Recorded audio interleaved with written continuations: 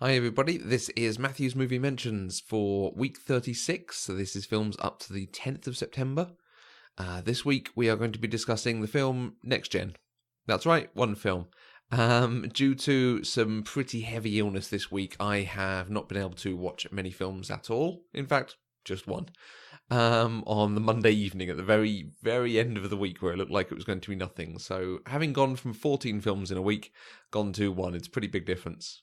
I asked on Twitter if anyone had any questions or comments that you folks might want addressed, so that I had something to talk about. Otherwise, this was going to be quite a short episode.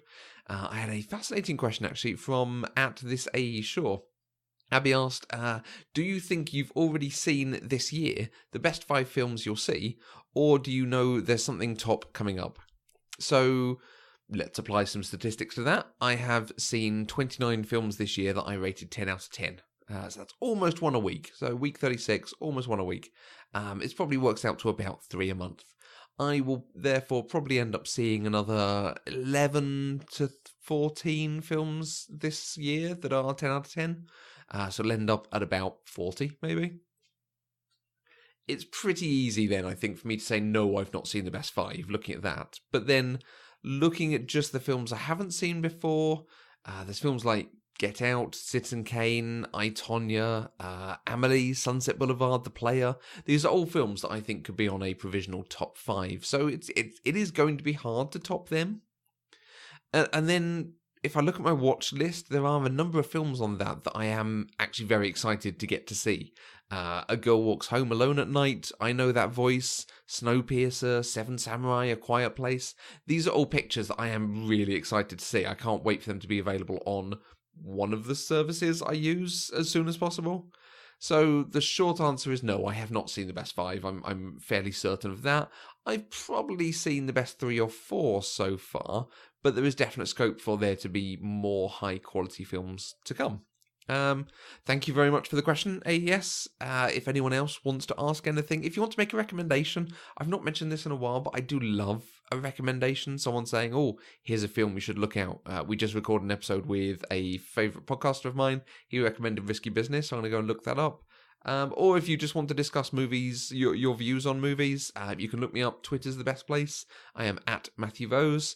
Or there are email addresses and DMs and all sorts of things all over the place. Do hunt me down and send me a message. So, Next Gen is the one film that we're talking about this week. This had only just come onto Netflix, so I thought, well, fine, I'll watch it. And it's a really odd one. It looks like Big Hero 6. It feels like Big Hero 6. It has a style very similar to Big Hero 6. I was watching it and I kept looking for, why have they made this film so similar to something that's actually quite a recent film? And I am not sure. There were plot points in here that I feel like we've seen a number of times recently. Halo, Terminator Genesis, and a few other things, particularly Big Hero 6. They all have the vibe of this and some of the same even plot points.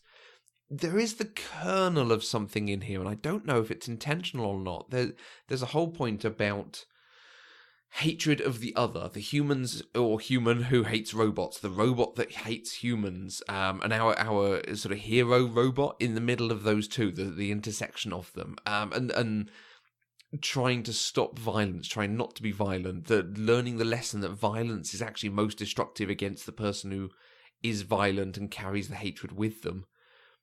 But the film never quite goes to that as a thread or really as a plot theme. And then it eschews it utterly, particularly the whole non-violence idea, because the last 10 minutes of the finale are slow motion, heavily violent, glorifying the sort of see what we can do with the tech in a Marvel kind of way.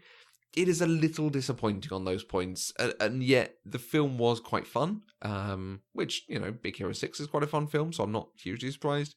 It was enjoyable enough. I definitely recommend watching it with kids, but I think Big Hero 6 was the better film for it. I think this just misses its target a little bit.